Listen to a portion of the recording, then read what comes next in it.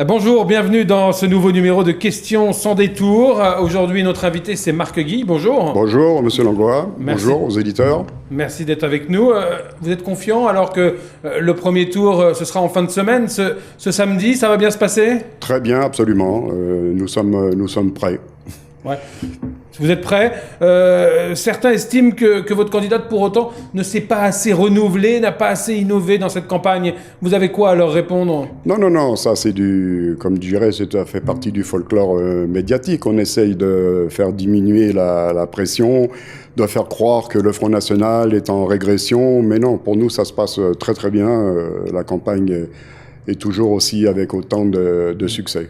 Vous l'avez trouvé comment jusque-là, cette campagne? On peut le dire, tout de même, elle a été dominée par les affaires, notamment celle du candidat des Républicains, François Fillon. On parle peu programme, finalement. Oui, non, mais ça c'est justement le tort de cette campagne. C'est-à-dire qu'on La faute à qui? La faute au gouvernement, puisque c'est le gouvernement qui a initié toutes ces affaires. Ah bon? Oui, bien entendu.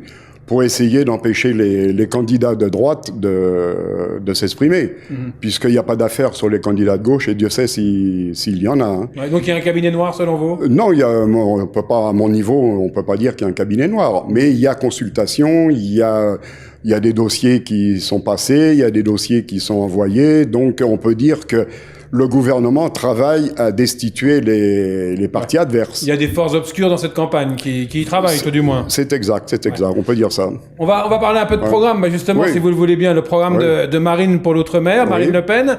Elle en a un programme. Oui, absolument. On a édité un programme. D'ailleurs, les premières brochures qui sont arrivées ici, c'était le programme pour l'Outre-mer. Non, mais je l'ai lu, de toute façon. Oui, donc vous l'avez lu. Oui, j'ai lu. Ouais. J'ai lu, par exemple, que vous vouliez un grand ministère de l'Outre-mer. Pour l'Outre-mer. C'est ça, pour mieux le situer dans la hiérarchie gouvernementale? Il est trop bas, là? Non, c'est pas une question de ça. C'est-à-dire qu'on a une question il y a plusieurs millions de kilomètres carrés de zones maritimes et il faut absolument s'occuper de tous ces territoires. Là, on s'occupait des territoires, disons, quand on avait le temps, quand il n'y avait pas trop de pression. Ah tiens, on va s'occuper des territoires d'outre-mer. C'est pas ça.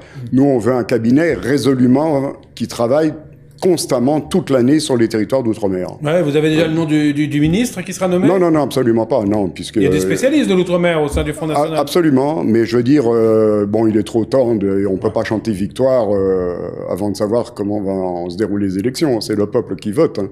Donc nous, on peut pas commencer déjà à faire des promotions et à donner des candidats alors qu'on ne sait pas comment le peuple va voter. Tiens, on va revenir encore sur le programme. Ouais. Vous voulez, dites-vous, reprendre la maîtrise des maires? Ça veut dire quoi?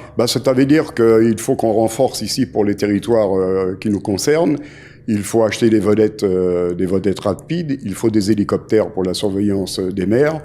Donc c'est un programme que nous avons donc de développement maritime avec des forces armées pour contrôler nos mers et nos côtes. Justement, sur la sécurité, qu'est-ce qui est prévu là? Ah oui, justement, de renforcer, vous le savez, puis il est question de renforcer et de mettre 6 000 douaniers de plus. Il est question de mettre 15 000... Avec vous, on ne supprime pas de fonctionnaires? Non, il n'est pas question au contraire, il en manque des fonctionnaires. Mais des fonctionnaires utiles, c'est-à-dire des fonctionnaires qu'on a retirés, qu'il faut que nous remettions. Ouais. Vous voulez garder le service militaire adapté? Ça, c'est une bonne chose, alors? C'est une bonne chose. Ça marchait bien? Oui, il est question de faire 6 mois, si je ne m'abuse. Et donc, parce que tous ces jeunes qui sont en déshérence, il faut puisque de toute façon, payer pour payer, autant que payer pour qu'ils puissent être occupés. Ouais. Alors, il y a la question du chômage, elle est lancinante, elle occupe le devant de la scène. Qu'est-ce qu'on fait pour régler ce problème? Qu'est-ce que Marine Le Pen a prévu? Sortir de l'Europe. Parce que c'est l'Europe qui nous crée du chômage.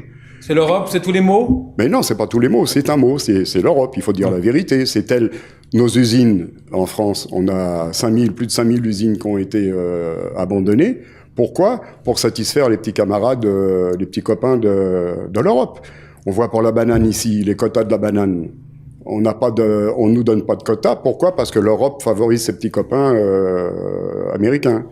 Donc tout ça, le chômage en grande partie est dû à la désindustrialisation. Des subventions qui sont distribuées. Non, mais ça, je vous l'ai déjà dit la dernière fois, il n'y a pas de subventions distribuées par l'Europe. La France cotise à 22 milliards par an à l'Europe. Et l'Europe nous en restitue 9 milliards. Donc, il y a un manque à gagner, c'est tout. Donc, l'argent qu'on dit que distribué par l'Europe, c'est pas l'Europe, c'est l'argent de la France. L'Europe fait que de restituer et de ventiler cet argent. Il est plein de bonnes intentions, en tout cas, votre programme, parce qu'on y lit « Il ne faut laisser personne sur le bord de la route hein, ». C'est un intertitre. C'est bien, mais comment on fait? Ben oui, c'est une volonté. Déjà, il faut commencer par avoir de la volonté. Bon, mais ça, tout le monde peut le dire. Oui, non, mais on est d'accord, ça, on peut le dire. Mais il faut la volonté. Or, parmi les gens qu'on a autour de nous, il n'y a pas de volonté. Nous avons la volonté, puisque ça fait 10 ans, 20 ans que nous disons toujours la même chose. Donc, si on n'avait pas de volonté, on persévérerait pas. Donc, nous, ce qu'on dit, nous allons le faire. Nous allons le faire, c'est-à-dire, comme tout ce qu'on fait, il peut y avoir des échecs, il peut y avoir comment dirais-je, que la machine se ralentisse, mais il y a la volonté. Quand il y a volonté, il y a le pouvoir. Il y a quelque chose de prévu quand même pour la continuité territoriale? Oui, normalement, moi c'est ce que j'ai donné comme dossier à Marine, la continuité territoriale ici est indispensable. Il faut diminuer ses coûts d'avion, il faut diminuer le téléphone, tout ce qui est... Il faut absolument essayer d'avoir la continuité. Marine Le Pen, on a l'impression que c'est un peu la mère Noël, on va régler tous les problèmes? Oui, non, mais ça, nous l'avons chiffré, hein. Nous avons dit ça coûte 80 milliards. 80 milliards de dépenses, plus que ça, 90 milliards, et nous, on récupère 80 milliards. Donc, et on n'a même pas parlé encore du pourcentage de l'ordre de la Banque de France, que vous savez que notre ami Sarkozy a vendu 260 tonnes, dont on ne sait pas où c'est passé.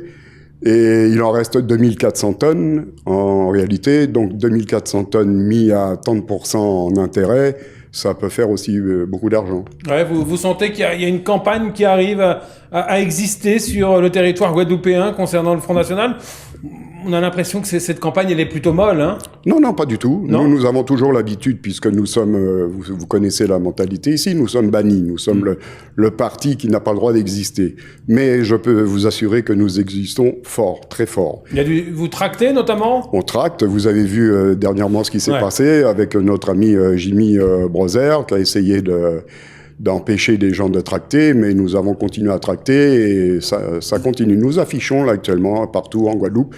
Surtout vous sentez que ça prend? Ça prend absolument, ça prend. Vous savez, il y a énormément... Vous avez relevé vos chiffres à la hausse, vos ambitions de chiffres à la hausse? Oui, non, ça vous inquiétez pas, ça marche très fort. Il y a mais je suis pas inquiet. Non, il y a beaucoup de gens qui, comme on dit ici en Guadeloupe, ils ont un bas feuille, ils n'ont pas dit ça, ça y a fait, mais ils ont voté. Ouais. Marine Le Pen, en tout cas, elle n'est pas venue aux Antilles. C'est exact. Elle a eu peur? Non, pas une question de peur, c'est une question de stratégie, c'est-à-dire pourquoi...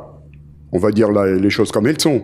Pourquoi venir ici pour satisfaire monsieur Luc Renette et puis sa bande?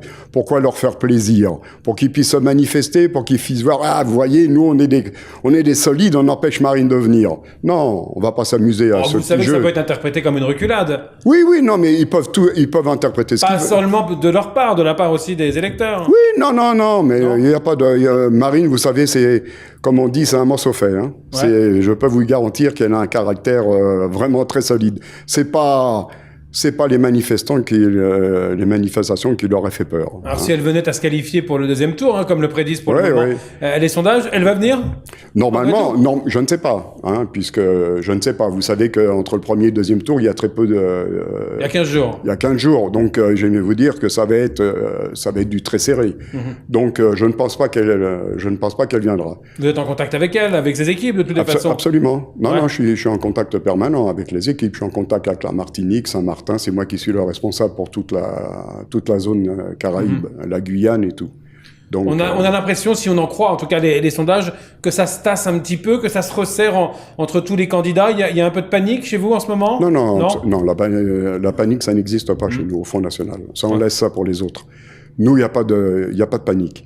Et contrairement à ce qu'on fait croire, ça c'est le jeu médiatique, on fait monter artificiellement un candidat, on fait descendre un autre, on fait monter, ça c'est la tambouille politique. Comme d'habitude. Comme d'habitude. C'est ce que vous nous dites. Les législatives, vous êtes prêts, ça y est? C'est pas ce que je dis, hein, c'est ce qui se fait. Les législatives, oui, c'est-à-dire on attend, nous sommes en attente. Moi j'ai envoyé une liste, il faut qu'elle soit accréditée par le parti.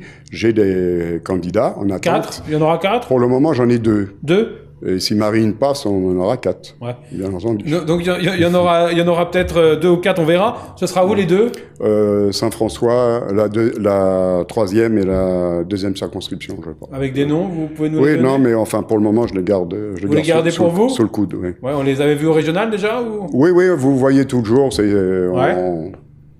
Oui. Vous êtes confiant en tout cas ? Oui, parfait, oui. On vous sent confiant, droit dans vos bottes aujourd'hui ? Oui, absolument pas aujourd'hui. Oui, je suis très satisfait de moi. Et puis de nos équipes. J'ai vu un petit jeune hier qui a parlé sur Canal 10, qui a été absolument très apprécié. Ça fait plaisir.